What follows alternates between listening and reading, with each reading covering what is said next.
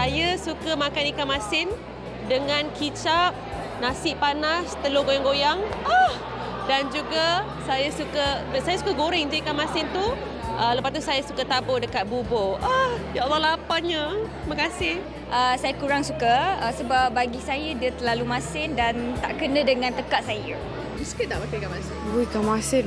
Banyak ikan masin. Kalau ikan masin, nasi goreng ikan masin. Lepas tu kalau ikan masin tu kalau makan dengan nasi putih dengan sambal belacan pun dah cukup dah sebenarnya. Memang itu boleh tambah 2 pinggan kot. Okay. Kalau nak dikatakan ikan masin tu saya tak berapa gemar sangat. Tapi tengok pada cara masakan. Contohnya macam Thailand ikan masin tu my favourite. And satu lagi, I pernah tengok my kawan suka makan pulut ikan masin. Itu pun dia cakap sedap. Nampak tak? Itulah perkongsian daripada rakan-rakan selebriti kita. Mereka pun gemar makan ikan masin. Laukku dah cukup masin, tak perlu engkau tambah garam. Mestilah tak payah tambah garam. Tengok, tetamu saya pun dah tersenyum. Kita terus saja bersama dengan beliau. Kita bersama dengan Nurul Hashimah Abu Aris, atau lebih maksud panggilan Shima. Betul kan Shima? Betul kan? Laukku dah cukup masin, tak perlu tambah garam. Pasal kita dah ada ikan masin. Tapi yang ini pula, kita nak bawakan kepada para penonton gulai tauco ikan masin gelama. Jadi okey, apa bahan-bahannya dan kemudian memang orang kata kaya ikan gelama ni kita dengar lagu je, ikan gelama mak ilai-ilai kan. Tapi ni ikan gelamanya ada 2 jenis. Satu yang terbelah, satu yang seekor macam ni. Tapi saya suka makan yang seekor macam ni sebab dia banyak isi. Okey, kalau yang terbelah maknanya dia sebelah ajalah. Tak, dia belah 2. Okey. Tapi dia jadi macam bila kita goreng tu dia garing. Jadi isi dia macam dia sikit lah. Isi dia sikit. Jadi untuk juadah seperti ini, sebaiknya yang seekor ni lebih sedap. Ya, betul. Okey, baik. Dan bahan-bahannya untuk gulai tauco ni, jarang juga saya dengar ni sebenarnya. Kalau mungkin yang dah biasa tu biasa. Tapi sejujurnya saya lah. Ini favourite saya. Ya. Okey, mungkin ada asalnya daripada negeri mana ke ataupun sebab saya sampai Perak. Biasa orang Perak suka makan tauco. Kalau orang luar Perak ni mungkin kurang lah. Sama saya orang Kelantan tak makan tauco. Tapi kalau awak masak, dia makan ke tak makan? Tak makan. Saya seorang makan. Allahuakbar. Okey, tak apa. Tapi ini mungkin juga ramai bertanya. Kalau mungkin umumnya saya tahu macam tauco ni dia dah masin. Ya. Kemudian ada lagi dengan ikan masin. Okey ke tak okey ni sebenarnya? Okey, tapi jangan tambah garam. Itu betul dia jangan tambah garam. Itu betul lah lagu yang saya nyanyi tadi tu. Betul. Okey, jadi bahan-bahannya saya nampak agak mudah juga kalau kita lihat apa yang dah ada dalam periuk tu. Kalau kita tengok apa yang ada tu dah tauco. Saya dah tumis kulit kayu manis, lawang dan juga halia. Okey. Kemudian bila naik bau wangi dia, saya masukkan cuka sedikit. Cuka tu bagi rasa masam. Okey. Kemudian baru masukkan tauco. Tauco ni ikut rasa sendirilah. Tauco pun dah masin kan. Kalau nak rasa masin, taklah banyak. Kalau nak kurang masin, letaklah sikit. Okey. Kita tambahlah air bagi dia seimbang. Shima kalau tengok Shima masak dia senang aja kan. Saya masuk ke sesuatu yang senang. Okey, tak apa. Sebelum kita kembali bercerita pasal gulai tauco ikan masin gelama ni, mungkin tadi penonton dah sempat juga tengok apa yang ada di atas meja kita ni. Okey, antara apa yang lain yang ada di atas meja ni juga kabarnya berasaskan ikan masin. Kita mulakan dengan masak lemak. Yang ini masak lemak apa ni? Itu gulai lemak ikan masin, tulang merah bersama dengas. Tulang merah Okey, yang ini pula? Itu ikan masin talang masak belada. Masak belada. Itu memang sedap. Memang yang ini ni ikan talang ni memang orang tahu memang terkenal sangatlah dengan ikan masin yang sedap lah pasal isi dia betul kenyal-kenyal. Kita lawan dengan tempoyak, sama tempoyak dan juga pajeri terung. Ni pajeri terung. Pajeri terung peluru. Saya panggil terung peluru. Tak tahulah orang lain panggil apa kan. Sebab peluru. dia macam ni kecil-kecil ni. Okey. Ini saya pun nak kuis kat dia. Ni terung peluru ni. Wow, menarik.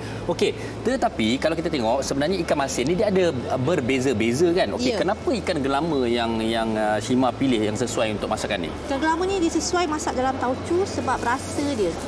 Tekstur dia kot. Okey. Kalau ikan lain pun boleh juga. Kadang kita buat ikan kembung, ikan merah. Tapi ikan kembung ni dia rasa dia macam agak kenyal-kenyal sikit.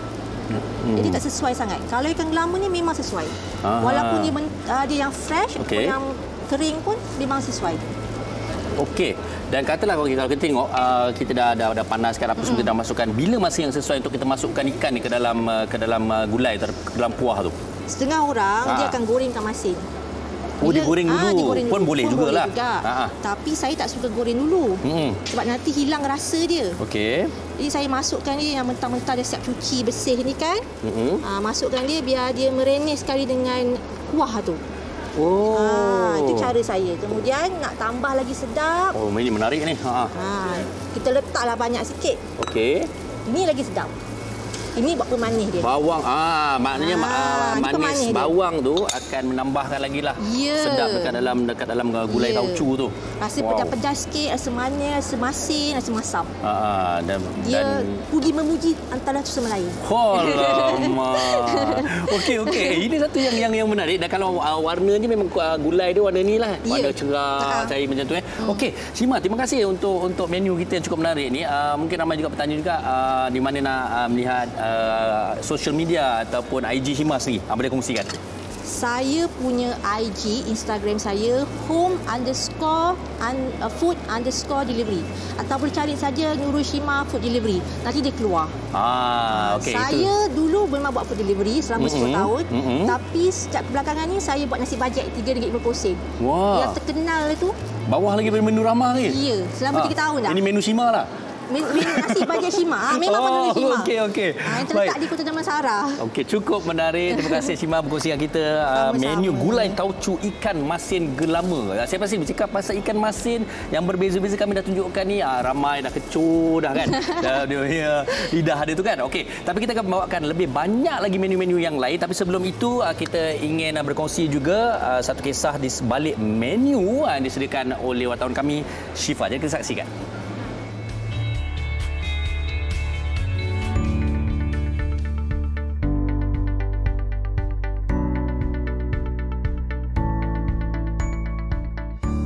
Minat dan semangat yang tinggi dalam bidang perniagaan telah mendorong Cempaka Ladun 43 tahun untuk berkecimpung dalam perusahaan ikan masin sejak 5 tahun lalu.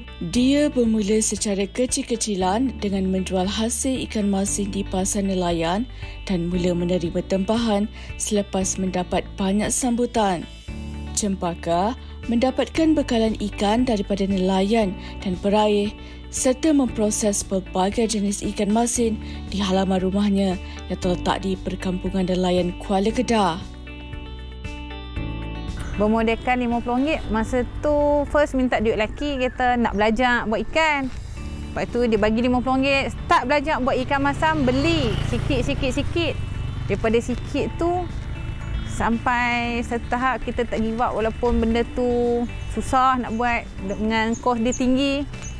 Buat juga, belajar. Lepas tu sampai satu hari sale pun kita naik. Bila naik sale naik, lepas tu kita boleh top up barang sampai ke orang kata tahap kita boleh buat banyak lah. Sampai hari ni lah orang kata daripada kecil sampai ke besar. Menurut ibu kepada 4 orang cahaya mata ini, dia memilih beberapa jenis ikan untuk dijadikan ikan masin. Antara ikan masin yang sering mendapat permintaan tinggi adalah ikan put-put, ikan masin kebasi, gelama, senangi, tenggerong dan talang. Ikan masin kau pakai tengerong. Lepas tu kalau papan ambil tapi tak banyak. Kebanyakan sini tengerong banyak keluar dengan senangi, tengiri. Yang selalu famous hanya di sini senangi dengan tengerong. Tengerong ni dia famous. Dia famous buat apa? Tengerong ni kalau orang beli pun orang tengok memang orang suka. Memang sedap isi dia. Dalam mengusahakan perniagaan bahan makanan, Cempaka sememangnya menitik beratkan faktor kebersihan. Dia mempunyai cara tersendiri untuk membuat ikan masin. Setiap hari, selepas membawa pulang ikan, Cempaka akan menyang dan membersihkan ikan terlebih dahulu. Menurut Cempaka, proses membuat ikan masin tidaklah rumit, tetapi ia memakan masa yang agak lama. Ikan kering ni balik nak kena belah, nak kena cuci perut, nak kena buang perut apa semua. Lepas tu nak kena rendam sat bagi keluar dawat-dawat darah-darah dia habis semua. Lepas tu baru boleh toast sat, baru boleh buat garam. Lepas tu besoknya semalam je buat garam, besok basuh-basuh jemur.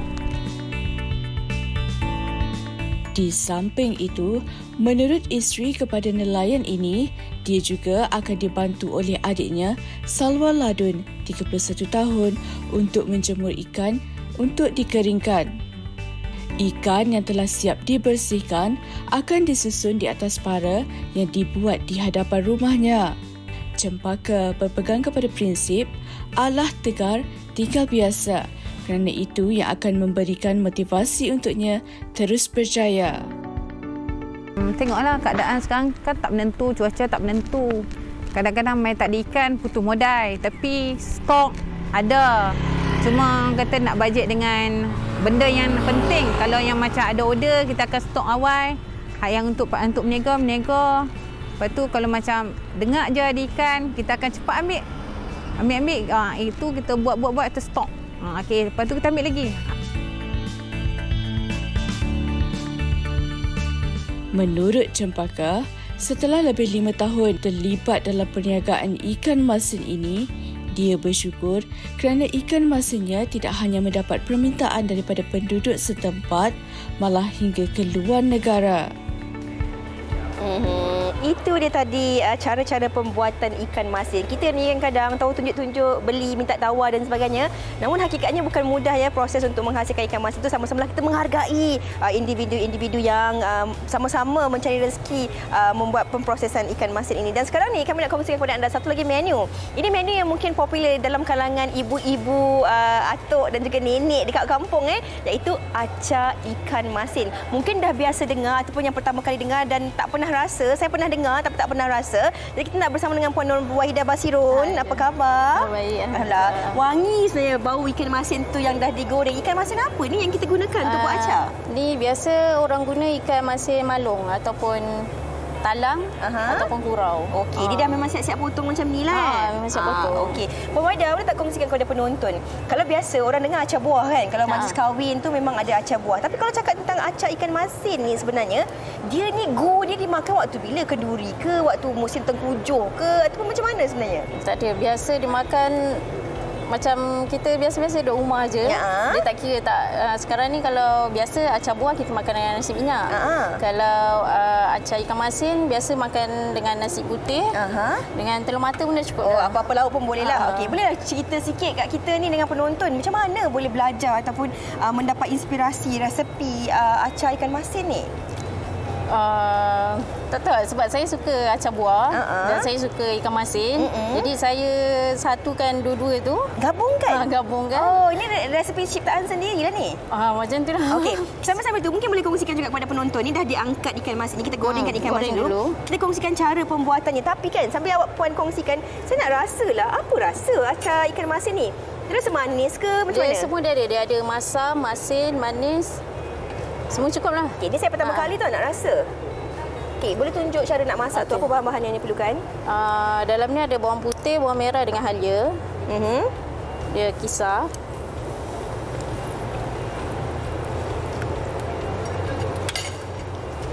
Okey, teruskan. Kemudian kita masukkan cili kisar. Dalam 2 sudu. Ni kalau untuk 3-4 orang makan lah. Okey, saya cakap terus terang lah. Sebab pertama kali saya belajar cuba rasa acar ni. Sebab saya pun acar buah tak biasa makan. Walaupun mak saya hari-hari buat. Dia rasa macam acar lah. Tapi dia ada rasa acar buah tu yang dicampurkan rasa masin. Mungkin sebab saya rasa begitu saja. Jadi ada rempah. Ada masin. Jadi masin.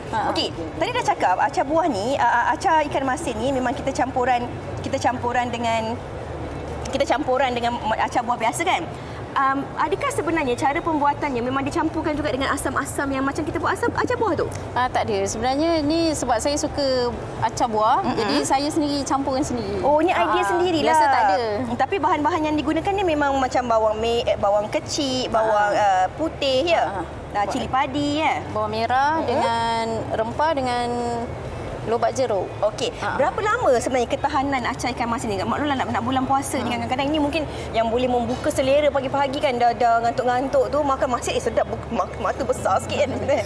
Dia biasa kalau memang tahan seminggu lah. Tapi kalau dah buka, kena masuk peti dalam sejuk. Peti sejuk. Okey, selain daripada acar ikan masin ni yang orang kata tadi Puan Wahida kata gunya makan dengan telur mata pun sedap. Lagi-lagi kalau yang kuning dia tak masak ni kan memang sedap. Kita cocok je, oh dia jatuh meleleh macam tu kan.